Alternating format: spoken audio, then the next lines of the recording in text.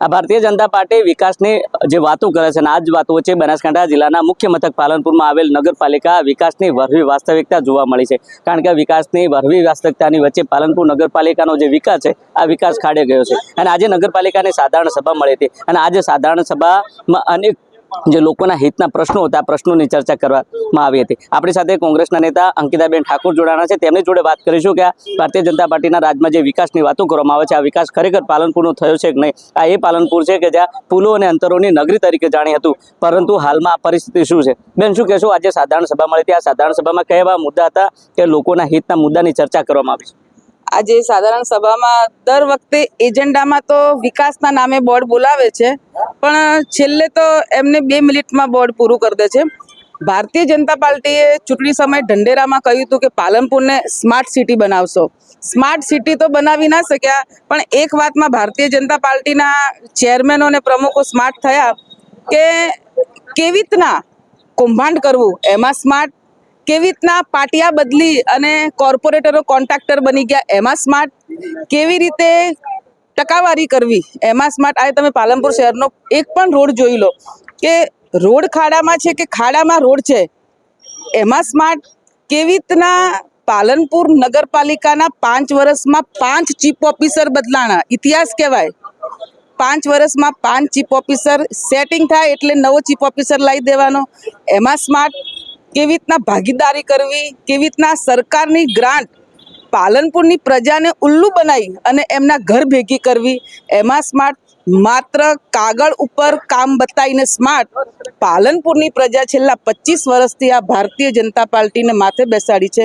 હવે હું 2 હાથ જોડીને પાલનપુરની પ્રજાને વિનંતી કરવા માંગુ છું કે હવે પરિવર્તન લાવો, આ ચોરોને ઘર ભેગા કરો।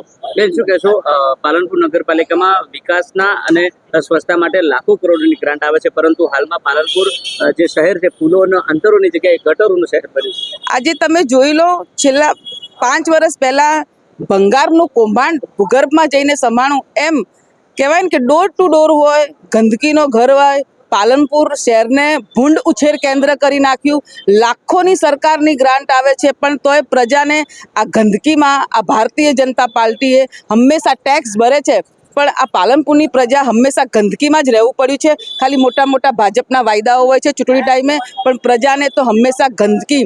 આજે 1 થી 11 વોર્ડમાં જોઈ લો, રોજ 5 થી 7મા દિવસે કમ્પ્લેન આવે કે પીવાનું પાણી ગંદુ આવે છે, ગટરો ઉભરાય છે, કચરાઓના ઢેર છે। આજે લાખોનો ખર્ચો, લાખોના બિલો બને છે, ચાહે બાંધકામ હોય, પાણી પુરવઠા હોય, બધી કમિટીમાં એમાં ટકાવારી કેવી રીતના ખાવી એમાં આ સત્તાધીશો સ્માર્ટ છે। બેન, શું કહેશો? પાલનપુર શહેરમાં જે વૃક્ષો વાવ્યા છે આ એજન્સીને નોટિસ આપી છે, આ નોટિસની જગ્યાએ તેને અન્ય બિલો કેમ રોકવામાં ના આવ્યા અને ખાલી નોટિસ આપી અને સંતોષ માન્યો છે? નોટિસ એટલે એમને બિલો રોકે કેવી રીતના?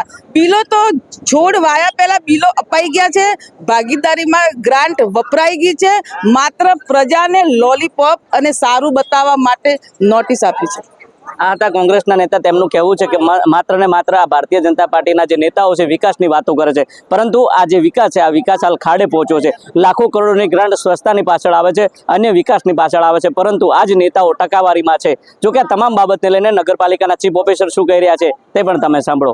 પાલનપુરની સામાન્ય સભા હતી, સામાન્ય સભાના અંદર ઘણા બધા વિકાસના કામો પણ આજે આ બોર્ડના અંદર લેવામાં આવેલા હતા અને સાધારણ સભા સરસ રીતે પૂર્ણ પણ કરવામાં હતા। તો ભૂગર્ભ ડિપાર્ટમેન્ટના પણ હતા, સેનિટેશન ડિપાર્ટમેન્ટના પણ હતા, બાંધકામ ડિપાર્ટમેન્ટના પણ હતા, ટ્રાન્સપોર્ટ શાખાના પણ હતા। એમાં અલગ અલગ ડિપાર્ટમેન્ટના વિકાસના કામો હતા એ આજે એના બહાર રસ્તાને લઈને કઈ રીતે કામગીરી કરવામાં આવશે? નવી ગ્રાન્ટ આપી સ્વચ્છતાને લઈને પણ આજે જોકે એજન્સી દ્વારા પણ સફાઈ થાય છે, આપણા નગરપાલિકાના સ્ટાફ દ્વારા પણ સફાઈ થાય છે, ડોર ટુ ડોર પણ ઘરે જાય છે બધાના ઘરે, અને સ્વચ્છતાને લઈને પણ બને એટલા અમારા ખૂબ સારા પ્રયત્નો છે કે ગામ આપણું ચોખ્ખું રહે। પણ સાથે સાથે અમારા લોકોને પણ એક વિનંતી કરવાની કે જ્યાર સુધી લોકોના અંદર પણ અવેરનેસ નહીં આવે ત્યાર સુધી આપણે ગામના અંદર ક્યાંક ને ક્યાંક ગંદકી રહેશે. એટલે મારી વિનંતી છે કે લોકો પણ થોડા સ્વચ્છતા સાથે જોડાય. જે એજન્સીને નોટિસ આપવાની વાત છે, એજન્સી દ્વારા કામ પૂરું કરવામાં આવતું નથી. ના એવું કોઈ છે નહીં. કોઈ હા, એક વૃક્ષારોપણ જે આપણે કર્યા હતા કે 2000 વૃક્ષો વાવેલા હતા, એની જે રીતેની એની દરકાર લેવી જોઈએ એ દરકાર લેતા નથી. એને લઈને એના નોટિસ આપવા વાળી વાત છે. સાહેબ, આજે સાધારણ સભા પૂરી મળી છે. જી? આજે સાધારણ સભા પૂરી મળી છે અને આમ તો 5 મિનિટ બાકી હોય છે. શું કહો છો? ના, આજે અમે વિરોધ પક્ષને પણ એ જ વિનંતી કરી હતી કે ભાઈ તમારે જે પણ બોર્ડના વિષયો ઉપર જ આપણે ચર્ચા કરીશું તો બોર્ડ વ્યવસ્થિત ચાલશે. બાકી તમે નવા વિષયો ઊભા કરો એના કારણે આ વિષયો આવતા હતા.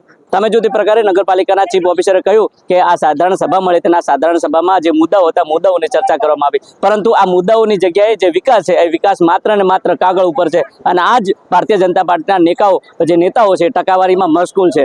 દિનેશ ઠાકોર, નવજીવન ન્યૂઝ, બનાસકાંઠા.